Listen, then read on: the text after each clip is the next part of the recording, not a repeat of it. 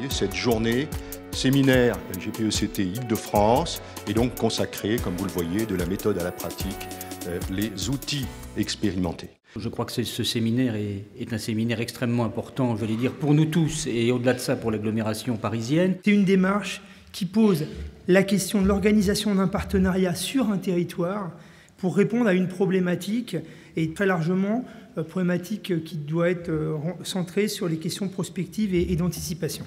La diversité, on l'a aussi à travers les porteurs des actions. Alors, le porteur, enfin pas relativiser son importance, mais le porteur n'assure pas la gouvernance de la démarche, mais assure un peu son portage et son ingénierie technique. Ces démarches, donc aujourd'hui, sont portées dans un tiers des cas par les maisons de l'emploi, dans 15% des cas par des chambres consulaires et dans 12% des cas par des comités de bassin d'emploi. Ce genre de manifestation n'a de sens que si elle s'ancre sur des questions pratiques. Donc moi, je vous cache pas que je suis très intéressé par ce qui va se dire tout de suite là sur les questions pratiques, les démarches qui ont été créées pour qu'on les capitalise et puis, comme on le disait avec Pierre, pour qu'on les diffuse le cas échéant et pour qu'on les porte.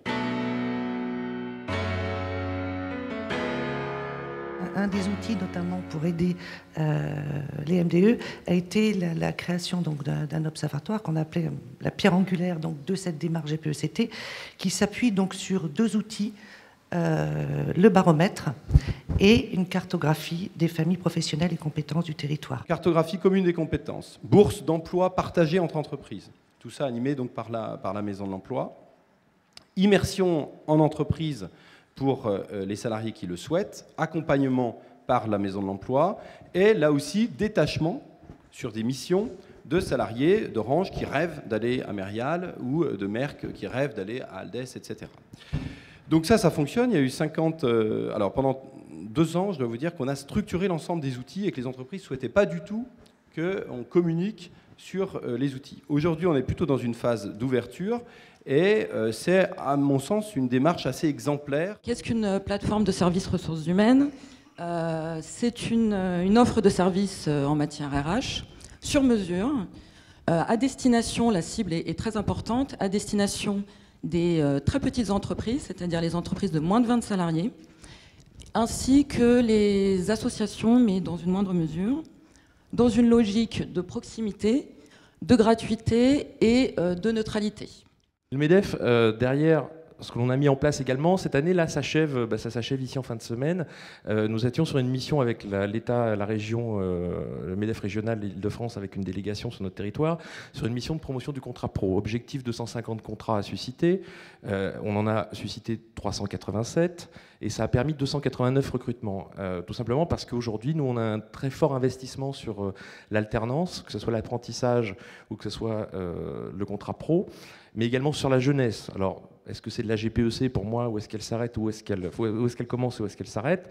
Nous avons des chefs d'entreprise qui font du coaching pour nos jeunes diplômés, parce qu'on estime que c'est quand même plus intéressant pour un jeune diplômé par rapport à la qualité de vie en Seine-et-Marne, de travailler dans des entreprises, PME entre autres, qui sont à côté de chez lui ou pas très loin, plutôt qu'aller s'embêter dans les transports en commun pour aller travailler dans les Hauts-de-Seine, à la Défense ou en plein cœur de Paris.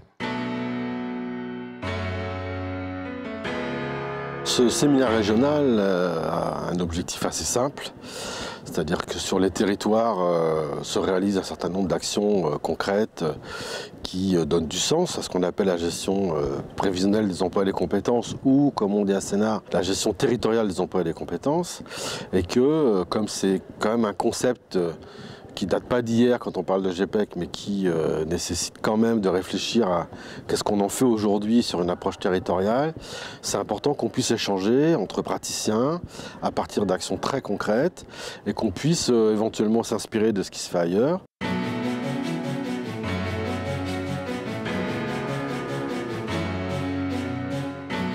La GPEC, c'est un dispositif pour les entreprises, et notamment pour les entreprises qui ont un certain nombre de salariés. Seules les entreprises qui sont équipées de DRH ont la capacité justement de travailler sur cette gestion prévisionnelle des emplois et des compétences. Ce qui nous permet du coup de raisonner à la notion du territoire. Et on passe là de GPEC à GPECT, c'est-à-dire qu'on va rajouter le T de territoire. Et sur Sénart, on parle plutôt de GTEC, parce qu'on pense que si les mutations économiques la plupart du temps, proviennent des entreprises. On estime que les mutations économiques sont d'abord de la volonté d'un territoire. Certains territoires vont développer davantage l'industrie. Sur Sénart, on a souhaité davantage développer vers les nouvelles économies, l'économie sociale et solidaire, l'économie verte.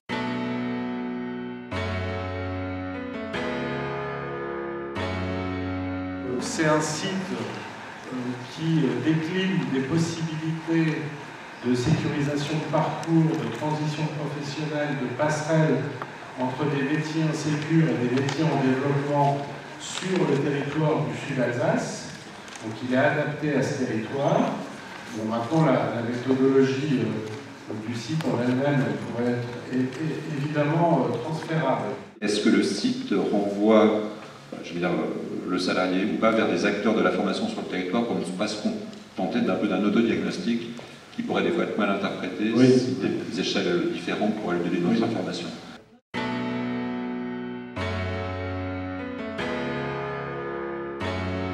Vos services s'adressent aux petites entreprises et aussi aux salariés qui ont des questions de formation professionnelle. On est amené aussi à rencontrer les salariés qui viennent nous voir pour évoluer dans leur entreprise ou en dehors de leur entreprise.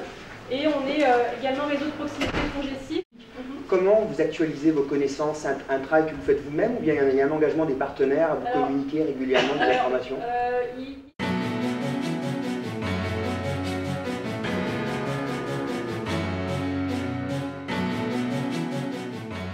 On peut avoir une vie après la vie dans l'entreprise et c'est souvent ce qui va compléter et enrichir son propre parcours professionnel. Donc cette notion de GPEC part véritablement d'un individu dans un environnement avec un projet professionnel important. Vous avez fait le constat qu'il n'y avait aucune réponse sur le territoire à ce type de problématique pour les salariés? C'est un petit peu différent. Ça a été monté à l'initiative des entreprises. Et comme l'expliquait ce matin Emmanuel, c'était plus le constat d'une entreprise qui s'est dit zut, on a loupé notre mobilité, on a loupé la mobilité d'un certain nombre de salariés, on va essayer peut-être de réparer ou d'apporter d'autres solutions pour accompagner nos salariés. La collaboration entre les grosses entreprises et les PME est souvent assez compliquée, elles ne sont pas sur les mêmes problématiques. Donc du coup, je voulais savoir comment ça se passe. Comment se passe l'intégration des PME dans le PMR? Est-ce qu'elles ont le même poids que les grosses entreprises? Honnêtement, elles ne sont pas représentées aujourd'hui. C'est ce qu'on disait, c'est l'UTIMEC qui les représente. C'est tout. L'idée étant de pouvoir ouvrir au travers d'un nouveau dispositif. Une cartographie dont le produit de fin est un site internet qui existe depuis 8 mois, qui est donc accessible à tout le monde, en particulier à tous les salariés du Sud-Alsace, monmétiersdedemain.com. Et l'objectif de l'outil était de permettre à des salariés de pouvoir repérer assez facilement à la fois les métiers fragilisés sur ce territoire, ainsi que les métiers d'avenir et porteurs sur ce même territoire, avec l'idée aussi de les rendre acteurs éclairés d'un parcours dit sécurisé. Pour aboutir à ce produit de fin qui fonctionne donc, il y a eu tout un travail de préparation, mais qui présente un intérêt assez important compte tenu de la thématique retenue pour le séminaire d'aujourd'hui, c'est que finalement, pour connaître au mieux les métiers d'un territoire, il faut questionner finalement les branches et les entreprises de ce territoire. Nous sommes revenus sur la phase amont, en fait, la phase de conduite de projet, en insistant sur le fait qu'il n'était pas du tout évident de développer une offre de service de type RH territorial, puisque ça nécessitait finalement que ce projet soit bien approprié par tous les partenaires, tous les acteurs territoriaux qui ont une offre de service et qu'il était nécessaire de bien leur présenter combien finalement ce projet va apporter de la valeur ajoutée et surtout qu'ils comprennent bien qu'il n'y a pas de redondance ou de concurrence. Et ça, la personne qui représentait le territoire de Rungis assistait finalement sur l'enjeu et le temps qui était nécessaire et parfois on veut peut-être aller trop vite dans ce type de démarche partenariale complexe. Ensuite, il est important d'avoir en tête, mais finalement, au-delà de la plateforme territoriale, c'est valable pour toute démarche territoriale emploi-compétences, sur la nécessité d'avoir en tête qu'une plateforme RH ne peut pas tout. Le PMR est né de la volonté des entreprises. C'est un outil qui a pour objectif de faciliter le changement professionnel des salariés sur un même territoire, en restant sur le même bassin d'emploi. Donc l'idée était de pouvoir se déplacer d'une entreprise à une autre. Il a aussi pour objectif de faciliter, d'accompagner le salarié dans son changement de projet professionnel et de lui faire prendre conscience de son employabilité et de ses compétences. Ce qu'on a pu voir, donc ça a été un atelier extrêmement riche, avec beaucoup d'échanges.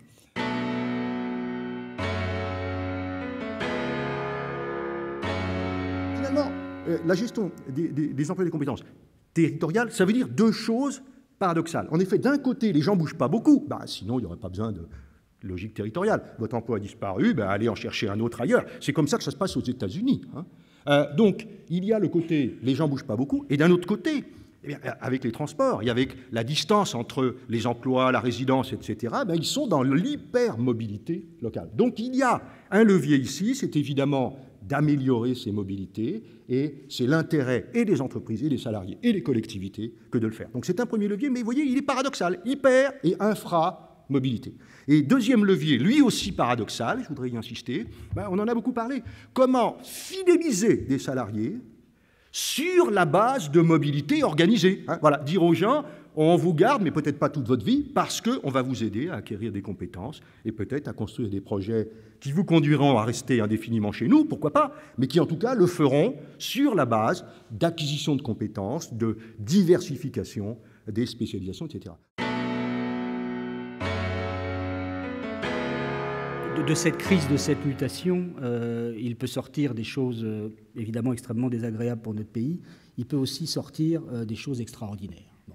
Et je crois qu'à travers ce que j'ai pu entendre en cette fin de journée, il y a tous les ingrédients pour que des choses extraordinaires en sortent. Je finis sur un mot qui est pour remercier la Maison de l'Emploi, les Maisons de l'Emploi et tous les partenaires, et notamment la Maison de l'Emploi de Sénart, puisque évidemment elle a été fortement mise à contribution et fortement active dans l'organisation de cette journée. Je suis très fier de présider cette belle organisation et dire que dans les évolutions futures, je pense que vraisemblablement, et je pense que ça serait très bien, les régions doivent renforcer leurs compétences en matière d'emploi, en matière de formation. Je crois que le local, au niveau régional, doit être évidemment accentué. Et je pense que leur bras armé sur le plan local, c'est d'abord évidemment les maisons de l'emploi qui sont là pour tisser le lien, pour faire de la reliance, pour faire de l'innovation territoriale, pour faire tout simplement de l'innovation sociale. Je crois qu'on a là tous les ingrédients pour faire en sorte qu'à la fois nos territoires en sortent grandis, que les salariés puissent trouver emploi et que les entreprises puissent se développer. Je vous remercie tous très sincèrement.